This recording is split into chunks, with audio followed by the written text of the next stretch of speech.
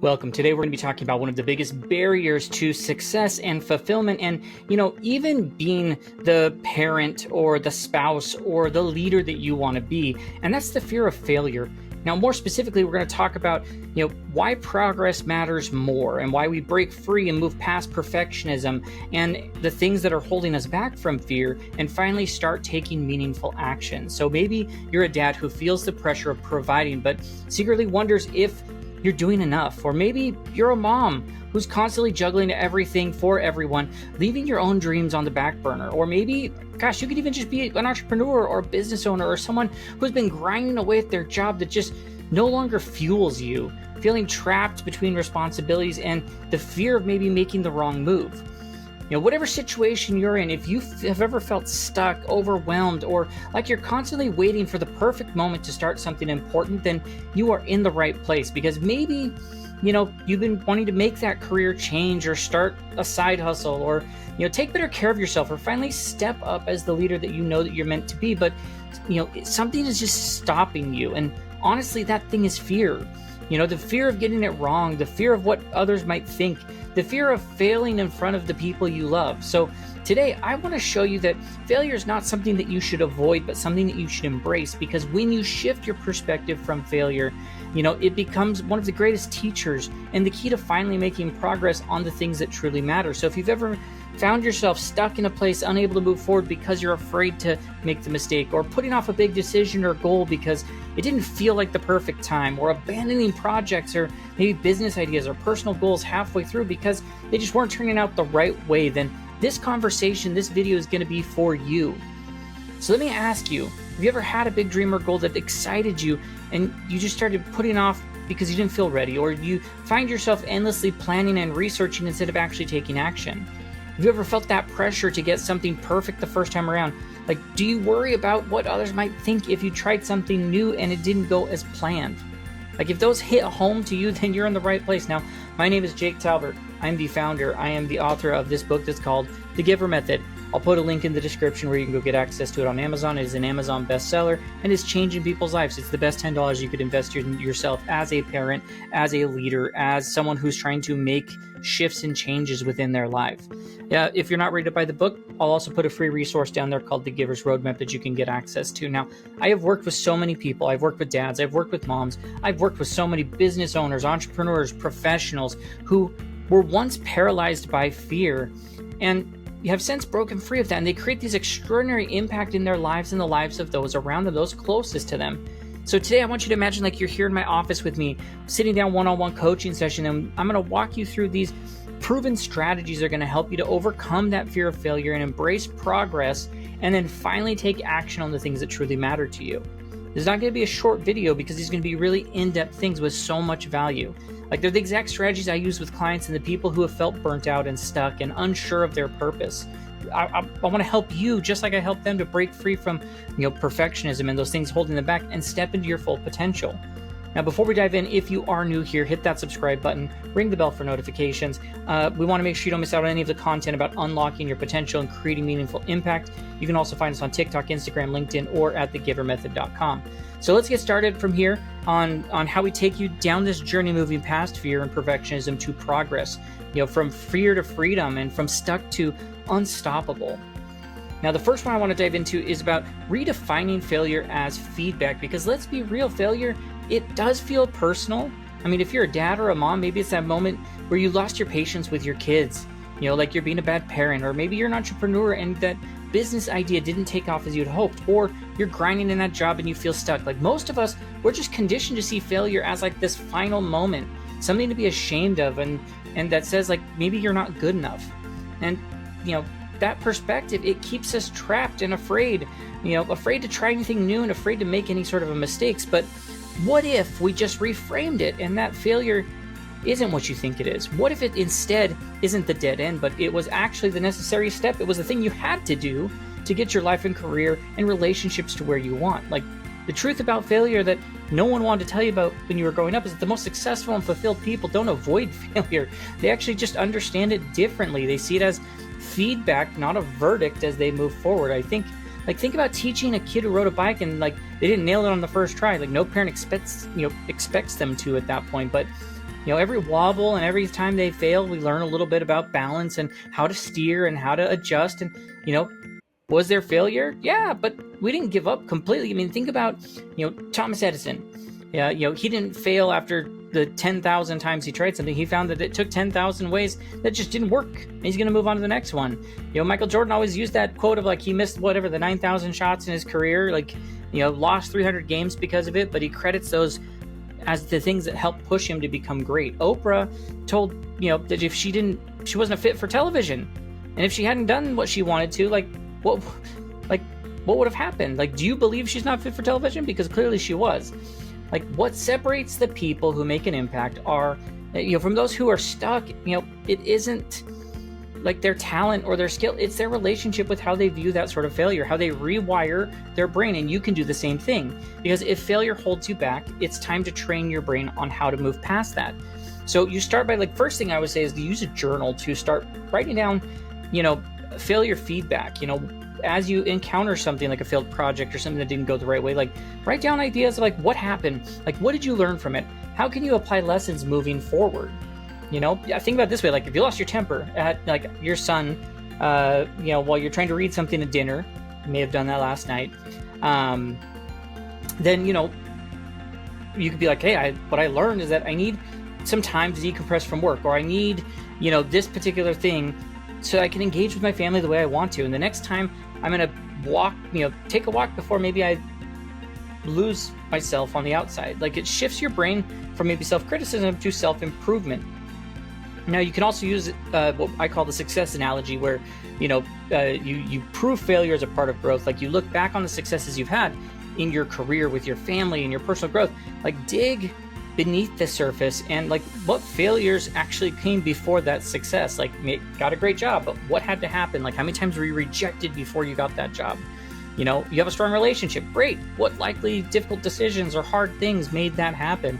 I've got a thriving business. Cool. Well, how many times did you have to pivot or adjust before that happened? And map them out. Even if you can make it visual for yourself, your relationship to failure determines what you're willing to attempt in life. And if failure is unacceptable, then your world shrinks. But if you look at your greatest achievements, if you look at how you've made meaningful contributions, where you've had your biggest breakthroughs, they all came from stepping outside of a comfort zone and being aware that there could be failure. And as you redefine failure as feedback, it's going to create that psychological safety that allows you to bring your real gifts into the real world. Perfectionism, it kills progress. But when you start by embracing failure, it creates these conditions for real potential. It shifts, it allows you to just achieve more and become more than, become who you were meant to be. Now, our second principle I want to talk about is start with the micro actions. Talk about something that's holding a lot of us back, and it's because we start to feel overwhelmed and anxiety and stress. Trust me, I've been there. As a dad, as a husband, I'm trying to balance work and family, and the idea of improving, careers or relationships or, your own well-being feels like it's so much to take on. I've heard from moms who want to take better care of themselves. They want to grow their career. They want to finally start that passion project, but there's always another load of laundry or a meal or, a kid yelling at another kid or, another fire to put out. Or you could even be like that entrepreneur who, gosh, they want to scale their business. They want to launch new ideas, but there's a fear of just not getting it right. You see that there's a huge gap between where you are and where you want to be, and instead of taking action, you just freeze, and that weight starts to really slow you down and prevent you from taking action. But what if you had the chance to climb, you didn't have to climb the whole mountain. You just have to take a small step forward. Most people, think big success requires big action, but actually, that's going to make goals feel massive. It's going to put tons of pressure to be perfect and be unrealistic. The way out is through these micro actions. It's the smallest possible steps you could take towards progress. So tiny that maybe they almost feel effortless. Bypass your brain's fear response by taking small steps. It doesn't overwhelm you. Help you start before you feel ready. Build momentum and confidence on real results as you're doing that. It's that idea of instead of thinking, oh gosh, I just need to exercise more, I need to get into shape. It's cool, I'm just gonna put on some workout clothes. I'm not gonna go for a whole new career. I'm just gonna update my resume. I need to improve my relationship. You know what? I'm gonna send my spouse some sort of an appreciation text. Like, just start there. So if you feel stuck or exhausted, here are the things you do. Like, you're unsure where to go. Like, number one, like, think of it like, what's the MVP, the minimal viable plan? What's the littlest I could do to start taking action? I take that big goal, break it down to the smallest possible things, and just start with something. I'm gonna put on my sneakers. I'm gonna walk outside for a minute, and then I'm gonna take a longer walk tomorrow. Just focus on that. The other thing is, think about it from the, there's like the 5-minute commitment trick, where it's like, it's pretty easy for people to commit to doing something for like 5 minutes. I'm gonna do a 5-minute walk, or I'm gonna study for 5 minutes. I'm gonna learn something new for 5 minutes. And set a timer when it goes off, like, you're free to stop. But if you want to continue, you're welcome to. It really starts to have an impact on you. Small action is always going to be greater than no action. Always. When perfectionism or that fear starts to take over, don't wait for the perfect conditions. Don't put off what matters. You end up doing nothing at all. Like, these micro actions show how you can start taking those small steps forward in progress. Now, the third one is also similar to that. Like, gosh, just take the beginner's mindset. Like, being bad at something sometimes feels awful. I get it. You don't want to feel like you're bad at what you're doing. If you're a parent of any kind, you may have felt frustration of trying to connect with your family in new ways of something you're trying to do. Or if you're maybe an employee, you feel burned out, like switching careers or something. Like, I want to do a side hustle, but like too inexperienced to even begin. Like, there's all sorts of ways you could look at that. We've all been there. We love the idea of growth and success and change, but the moment we realize that we're not good enough at something, like, we back off. A lot of times this is called, like, people have imposter syndrome. Like, who am I to do that? Who am I to do this thing? And so it's one of those things that just, you have to pivot through and realize, like, every person is stepping out of their comfort zone when they're trying something new. Don't let that it holds you back, paralyze you as a part of that. Like, perfectionism tricks you into believing that you should already be great at whatever you're attempting to do, not that it takes time. You don't want to feel stuck, in any of these scenarios. Like, the truth is, growth requires you to be a beginner. There's no exceptions to that. The most successful, impactful people in the world, like, they just weren't afraid to be bad at something. These people, like, they're not afraid to start. And that's what makes the difference. You have to train your brain to embrace that beginner mindset. If you've been trying to avoid something because you don't feel good enough at it yet, then it's time to rewire how you think. So here's how. Like, you have to start by adopting this, like, being a deliberate amateur, and letting yourself just be a beginner on purpose, and pick something that, maybe perfection has stopped you from doing. Instead of thinking like, I need to be great, just think like, okay, I'm here to learn, and set some learning-based goals, not performance-based ones. Makes it pretty easy. The other thing you could do is try a 15-minute beginner experiment where you just set aside 15 minutes where I'm just going to research jobs for 15 minutes. I'm just going to do that thing. And just when you pick what those 15-minute tasks are, those experiments, and then just repeat them over a series of days and then see what happens. Write down in a journal, like, what did you see from that? Remember, growth isn't about doing everything perfectly, but just consistently showing up. Without embracing this mindset, like, you avoid new opportunities because you don't feel ready. You stay trapped in what you're doing. You never discover your full potential. But if you let yourself learn as a beginner, you break free of all that self-doubt and perfectionism. You open the door to career opportunities, stronger relationships, your untapped potential. Like, you become the person who takes action. Now, our fourth one is that you create, like, failure-friendly environments. So as you're testing these things, you have to give it a chance to do that, because no one likes to fail. Most of us are afraid to fail in front of others, of course. Like, maybe in any of those scenarios, like we've talked about people, like we've talked about husbands, fathers, mothers, wives, like there's maybe that awkwardness of expressing emotions, or juggling all the responsibilities, or, as a business owner, like taking, big swings and worrying about what others are going to think if you fail publicly. I've seen that so many times, because here's the thing, it's not just the fear of failure that stops us, it's the environment we're in, the places, the people, the systems around us that makes failure feel costly. Like, when you're surrounded by, like, a comparison of unrealistic expectations or judgment, like, no wonder you feel that way.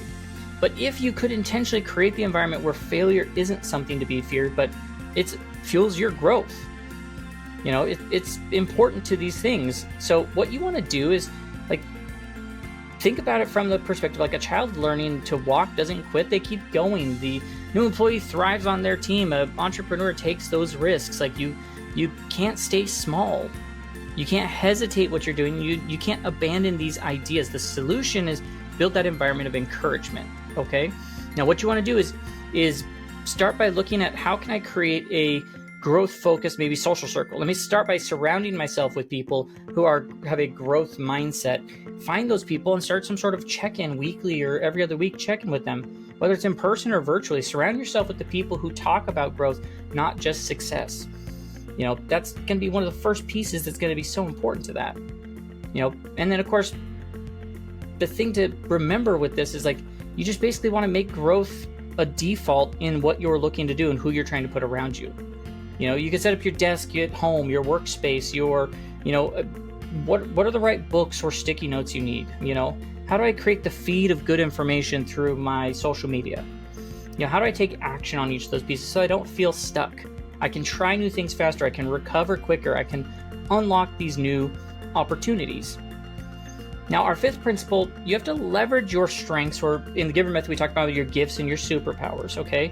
Trying to fix everything at once is exhausting. If you're, a parent balancing work and family and personal goals, feels like you're constantly behind. I know, I've been there. You want to be more patient. You want to be more productive. You want to be more present, but you don't know where to stop. You've got this demanding job or maybe that running that business, you feel like you just need to master leadership or marketing or finance or work-life balance or networking all at the same time. When you feel like you are not improving fast enough, it's easy to spiral into self-criticism. But here's the secret, is that you don't need to be great at everything. You just need to get better strategically, one thing at a time. Let's not try to fix everything. That's going to keep you stuck. Let's focus on what are the things we can fix. The problem, when you try to fix everything, that's going to be overwhelming. It reinforces perfectionism. It delays your progress. There's a better approach, and you just use your strengths as the foundation for confidence. And then build strategically from there, challenging your weaknesses in ways of things that you can achieve. So if you feel like you're spinning your wheels, it's time for that smarter approach. Identify and maximize your strengths. What are the things I have? What do people often come to me for? What comes easy to me? What tasks do I lose track of time on that I have the most confidence in? And start there. Use those strengths as progress towards your goals. You're taking action with your strengths and applying it in a new way, finding the different ways that you could use those in your life. Now, you also challenges your weaknesses in sustainable ways where you can build momentum using your strengths and then begin tackling other areas that you need to improve. So stretch yourself a little bit into small, manageable ways, instead of focusing on, something that's really overwhelming, pick the low risk thing. And then that's a little bit outside of your comfort zone. And then start structuring it in a way that you can still build towards success. Now, also things we talked about that circle of people around you. Maybe find a mentor or a coach. Maybe what are the low stakes accountability groups that you could have? How do I track my progress? Because you push yourself just beyond your comfort zone. You begin to create a structure that helps you to see that you can take those small steps forward. The goal isn't perfect. It's about creating momentum as you go. Now, our sixth one is all about practicing self-compassion through failure, because let's be real, most of us are harder on ourselves than we would be to someone we love. If you're a parent, you lost your patience with your kids, instead of acknowledging that you're human, you start telling yourself that you're a bad mom or you're a bad dad. If you're a business owner, a professional, you make a mistake at work, instead of, see as a learning experience, you convince yourself that you're just not cut out for success. You're not, you try to improve your life in a certain way. Chances are you've probably heard things like, I should be further along by now, or everything's all messed up. I don't deserve myself to give myself a break. But really that self-criticism, it's not what's helping you to thrive. The real path to growth isn't beating yourself up. It's learning to treat yourself with the same patience and grace and encouragement that you give to others in so many different ways. It's important to focus on that. So you have to have some self-compassion protocols that you install. Most of us have automatic reaction to failure, self-criticism, and shame. So cool, what do I need to do? I need to acknowledge this as a struggle. I need to remind myself that failure is just shared experience. And then, ask myself, what would I say to a friend or maybe a loved one in this situation that's going to help move past that? Just reframe it in that compassion thinking based off of that. You're going to recover from failure faster. You're going to take more risks. You're going to develop long-term resilience. Now, the next one is celebrating the progress along the way, not just the final outcomes. You have to do that. Like, it's something that, like, if you don't, it steals joy and motivation and momentum. Like, when you only celebrate those big wins and ignore the progress that happened along the way. Like, being a parent, gosh, when you watch your kids progressing, like, you sometimes celebrate the little things. You went potty on the potty. That's worth celebrating. Like, think of it as you're building towards that sort of a thing. Like, people work on their health all the time, or relationships, or personal growth. Like, sometimes they feel like they're spinning their wheels because they don't see the progress they want right away. And the truth is that if you only allow yourself to feel success when you've arrived, then you're never going to feel success, because you're never going to feel like you've gotten there. You always want to focus on the better approach is to celebrate the small wins along the way and track the progress as you go. See the patterns that there are. For parents, like, what are the parenting wins you've had? As a business, you track the wins. Career growth, like, how did I progress beyond where I was at? And then make sure that you just schedule those times where you're, maybe it's weekly, looking for the wins that you've had in your life. And of course, our last one is basically a culmination of everything we talked about, and that's to take imperfect action. There's one thing keeping most people stuck, is that they are waiting to feel ready and the perfect time to go. But, there is no perfect time. There's no right moment. There's no perfect first step. There's only to move forward and to start before you feel ready. Like, you got to move past that. Otherwise, procrastination will continue to be in your life. Confidence comes after action, not before it. That's just how it works. So commit to imperfect action, because clarity and confidence come when you start doing that. So you got to adopt that, look, I'm just going to start now mentality. And, start asking yourself, like, well, great, what can I do in the next few minutes to move this thing forward? Schedule imperfect work sessions where you're like, look, I know I'm just going to knock this out, and it's not going to be perfect, and that's okay. Train yourself to take action without needing to be perfect. Like, without imperfect action, like, you're going to stay in this research mode forever. You're going to let fear start getting in the way and keep you from trying through new things. You're going to look back on years still wanting perfect moment, and you won't ever start because you'll never actually feel ready. Like, that just constantly is the things that are going to be getting in your way. Now, there are multiple pieces that come into this that you need to realize as you begin to move forward. Now, if you've made it this far, there's one thing I know about you. Like, you are actually ready to move. You're ready to stop feeling stuck. You're ready to stop overthinking and waiting for perfect conditions. You're ready to start building something meaningful, whether that's a stronger relationship, or, with your family, or a more fulfilling career, or a business that excites you, or simply a version of yourself that isn't held back by self-doubt. Like, over all these principles we've talked about, we've broken down exactly what you need to do as a part of that, for redefining your success and taking those micro actions and every other piece of that puzzle. Like, this isn't just theory, this is the way you can approach life. And the difference, between stuck and being strong, is action. Like, you don't need to have everything figured out to move forward. You just need to take that first small imperfect step, and you can do that today. Maybe that means having a hard conversation with your spouse, even if it feels messy. Maybe that's, speaking up in class, or submitting that application, or starting a new business idea. Like, even if you don't feel prepared, maybe it's giving yourself the permission to let go of the guilt or the failure or the unrealistic expectation that's been weighing you down. Whatever it is, do something today, because the world needs you. They need your unique gifts and superpowers, not the version of you that's waiting to be ready, the real, imperfect, learn as you go version of you. Now, don't let this be just a good idea. Like, if you're ready to dive deeper in that, then that's where we talk about getting yourself a copy of the Book of the Giver Method. I said the best $10 you can invest in yourself, or download the free resource, The Giver's Roadmap. I would love to hear of all these things, which of these principles or ideas hits home most to you. Drop your comment, because whatever you say could actually inspire others. What's the one thing you want to commit to doing this week? Go ahead and put that in the comments. Remember, progress beats perfection every time. The journey of 1,000 miles begins when you don't have a perfect plan. It begins with just the single imperfect step. And with that, just thank you for being here. Now go take that step, go do something with it. And until next time, keep moving forward, one imperfect action at a time. Keep giving, keep growing. We will catch you on our next video. Have a great rest of your day.